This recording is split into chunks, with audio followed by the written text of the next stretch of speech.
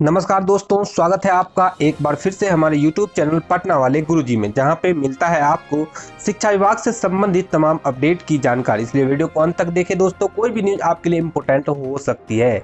चलिए दोस्तों, बढ़ते आगे और आज की सबसे पहली बड़ी खबर बताते हैं। सरकारी स्कूलों में बजी दाखिले की डुगडुगी। हाँ जी दोस्तों, 10 से शुरू होगा पहली से 9वीं कक्षा में नामांकन। 6 वर्ष के बच्चों का नामांकन पहली कक्षा में ली जाएगी। आपको बता दूं दोस्तों, राज्य के सरकारी स्कूलों में पहली से 9वीं कक्षा में दाखिले की डुगडुगी बज चुकी है। 10 मार्च से स्कूलों में नामांकन प्रारंभ हो जाएगी। 6 वर्ष के बच्चों का नामांकन पहली कक्षा में होगी। अनामांकित एवं छिजित बच्चे 15 मार्च तक नामांकित कराए जाएंगे। 5वीं तक की शिक्षा प्राप्त कर चुके बच्चों का नामांकन प्राथमिक विद्यालय के प्रधानाध्यापक नजदीक के मध्य विद्यालय में कराएंगे। इसी प्रकार 8वीं तक के शिक्षा प्राप्त कर चुके बच्चों का नामांकन मध्य विद्यालय में के प्रधानाध्यापक नजदीक के उच्च विद्यालय में कराएंगे। 20 मार्च तक चलने वाले राज्यव्यापी विशेष नामांकन अभियान का नाम दिया गया है प्रवेशोत्सव। इसकी शुरुआत 8 मई को प्रभात फेरी से होगी।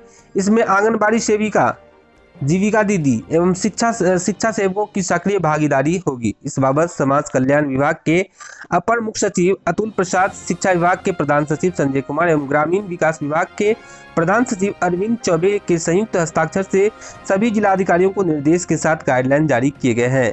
इसके मुताबिक हर जिले में जिला स्तर पर जिलाधिकारी की अध्यक्षता में कमेटी होगी। इसमें जिला शिक्षा पदाधिकारी, प्रारंभिक शिक्षा व समग्र शिक्षा अभियान, माध्यमिक शिक्षा तथा ICDS के जिला कार्यक्रम पदाधिकारी और जीविका के DPM शामिल होंगे। इसमें पूर्ण सामुदायिक सहयोग के लिए विद्यालय शिक्षा समिति के साथ पोषक क्षेत्र के शिक्षा सेवक, तालीमी मरकज, आंगनबाड़ी सेविका और जीविका समूह के आसपास होगी समन्वय होगा।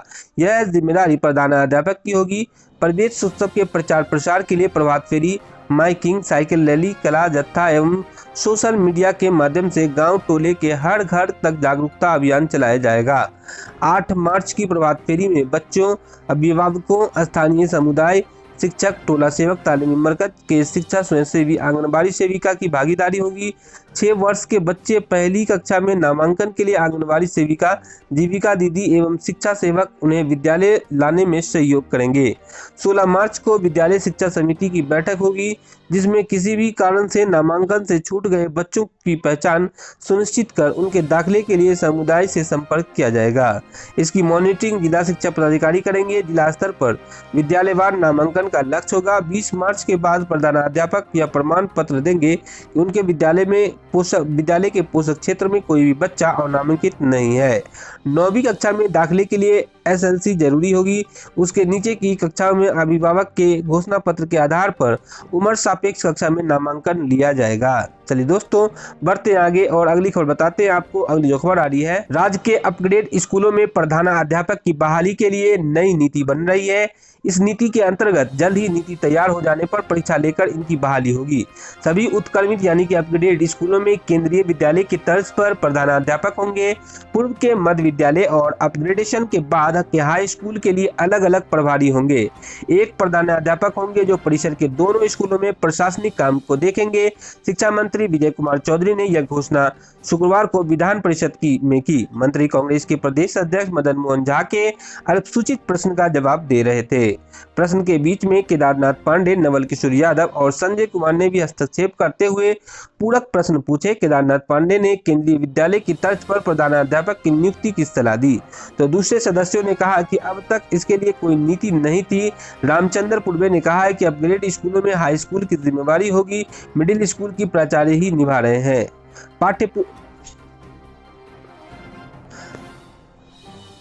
अगली जो खबर आ रही है दोस्तों, पुस्तकालय की नियुक्ति कर्मचारी चयन आयोग से करवाएंगे मंत्री जी। शिक्षा मंत्री विजय कुमार चौधरी ने कहा है कि राज्य के उच्च माध्यमिक स्कूलों और अंगीभूत कॉलेजों में पुस्तकालय अध्यक्ष की नियुक्ति जल्द होगी। यह बहाली कर्मचारी चयन आयोग से होगी। सरकार इसकी प्रक्रिया शुरू कर रही है। मंत्री विधान परिषद में शिक्षा विभाग प्रेमचंद मिश्रा के सवाल के जवाब में दे रहे थे। राज्य के 893 उच्च विद्यालय व लगभग 300 कॉलेजों में यह व्यवस्था होगी। सरकार पुस्तकालय अध्यक्ष पात्रता परीक्षा के लिए नियमावली तैयार कर रही है। इनकी आवश्यकता का आकलन करते हुए पात्रता परीक्षा कराने का निर्णय लिया जाएगा। चलिए दोस्तों, बढ़ते आगे और अगली खबर बताते हैं आपको। अगली जो खबर आ रही है, कर्मचारी के पेंशन, वेतन और भत्तों को सरकार नहीं रोके, अन्यथा देना पड़ेगा ब्याज व जुर्माना। सुप्रीम कोर्ट ने कहा है। सुप्रीम कोर्ट ने अपने एक अहम फैसले में कहा है कि सरकार उचित काम के बदले किसी भी कर्मचारी का वेतन और पेंशन नहीं रोक सकती। वेतन और पेंशन के भुगतान में देरी पर सरकार को उचित ब्याज देना होगा। कोर्ट ने आंध्र प्रदेश सरकार को कुछ समय के लिए टाले गए वेतन और पेंशन पर 6% की दर से ब्याज का अदा करने का आदेश दिया है। हालांकि हाईकोर्ट ने इस मामले में 12% ब्याज की दर तय की थी। आंध्र प्रदेश सरकार ने कोरोना महामारी के कारण आए वित्तीय संकट को देखते हुए मार्च-अप्रैल 2020 में सरकारी कर्मचारियों को वेतन और पेंशन कुछ समय के लिए टाल दी थी। सरकार ने इस बारे में एक आदेश निकाला था। हालांकि बाद में अप्रैल में सरकार ने 3 विभागों चिकित्सा, स्वास्थ्य, पुलिस और सफाई कर्मचारियों का पूरा वेतन बहाल कर दिया और 26 अप्रैल को पेंशनर की पूरी पेंशन भी बहाल कर दी। लेकिन इस बीच एक पूर्व जिला एवं सत्र न्यायाधीश के हाईकोर्ट ने रिट याचिका दाखिल की। इसमें उन्होंने कहा है कि वेतन और पेंशन पाने वाले कर्मचारियों को अधिकार बताकर रोके गए वेतन और पेंशन के भुगतान की मांग की। हर महीने के अंतिम तारीख तक पर वेतन मिलना चाहिए।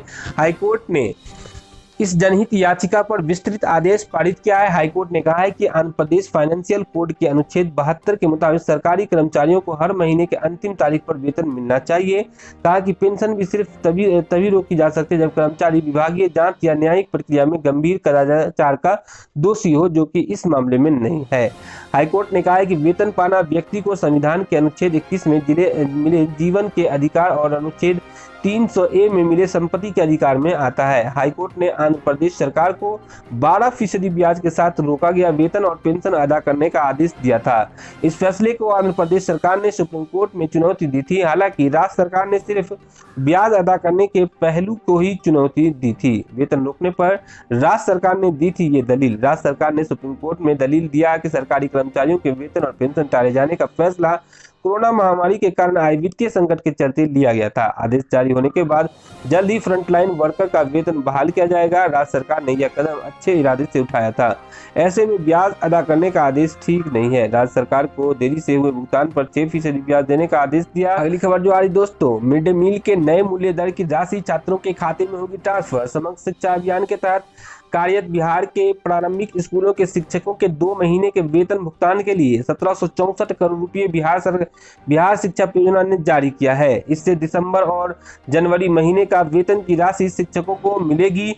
बिहार शिक्षा परियोजना के 3 दिन के अंदर शिक्षकों के खाते में राशि भुगतान का निर्देश भी जारी किया गया है।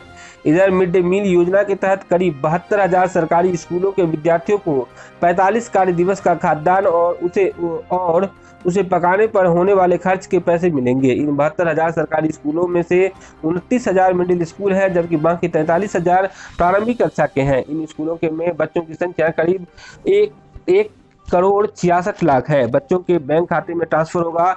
राशि बता दूं, शिक्षा विभाग के प्रधान सचिव संजय कुमार की ओर से जारी आदेश के मुताबिक 45 कार्य दिवस के लिए कक्षा 1 से 5 के बच्चों के लिए प्रति बच्चा प्रति कार्य दिवस 100 ग्राम खाद्यान्न की दर से 4.5 किलोग्राम खाद्यान्न, जबकि कक्षा 6 से 8 के बच्चों के प्रति बच्चा प्रति कार्य दिवस 150 ग्राम खाद्यान्न की दर से 6 किलो 75 किलोग्राम खाद्यान्न मिलेगा। यह राशि डीबीटी के माध्यम से बच्चों के बैंक खाते में ट्रांसफर होगा। चलिए दोस्तों, बढ़ते आगे और अगली खबर बताते हैं आपको। अगली जो खबर आ रही दोस्तों, बोर्ड पैटर्न पर शुरू हुई 9वीं की परीक्षा। राज्य में 9वीं कक्षा के लाखों छात्र छात्राओं की वार्षिक परीक्षा शुक्रवार को शुरू हुई।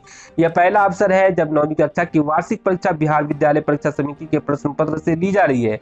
यह परीक्षा उसी पैटर्न पर चल रही है जिस पैटर्न पर मैट्रिक की सेंटअप परीक्षा ली जाती है। परीक्षा के शेड्यूल भी बिहार विद्यालय परीक्षा समिति द्वारा ही दिए गए हैं। उसी शेड्यूल से परीक्षा 2 पाली में शुरू हुई है। दोनों पाली की परीक्षा में परीक्षार्थियों को 15 मिनट का आरंभिक समय प्रश्न पत्र पढ़ने व समझने के लिए दिया गया है। इस परीक्षा को लेकर छात्र छात्राओं में काफी उत्साह है। इसमें तकरीबन 6,000 स्कूलों के करीब 15 लाख छात्र छात्रा हिस्सा ले रहे हैं। पहले दिन पहली पाली में विज्ञान एवं दृष्टिबाधित परीक्षार्थियों के लिए विज्ञान के स्थान पर संगीत तथा दूसरी पाली में गणित एवं दृष्टिबाधित परीक्षार्थियों के लिए गणित के स्थान पर गृह विज्ञान की परीक्षा हुई। दृष्टिबाधित एवं स्वयं लिखने में असमर्थ दिव्यांग परीक्षार्थियों को राइटर रखने की अनुमति दी गई। ऐसे परीक्षार्थियों को प्रति घंटा 20 मिनट अतिरिक्त क्षतिपूरक समय भी दिया जा रहा है। चलिए दोस्तों, इस न्यूज को यहीं पे समाप्त करते हैं। न्यूज देखने के लिए बहुत बहुत धन्यवाद। आपका न्यूज पसंद आया हो तो इस वीडियो को ज़्यादा से ज़्यादा लाइक कर दें और अपने शिक्षक साथियों के साथ ज़रूर शेयर करें दोस्तों। और यदि आपने इस चैनल को सब्सक्राइब नहीं किया है तो जल्द से जल्द सब्सक्राइब कर लें और घंटी के बटन को ज़रूर दबा लें दोस्तों।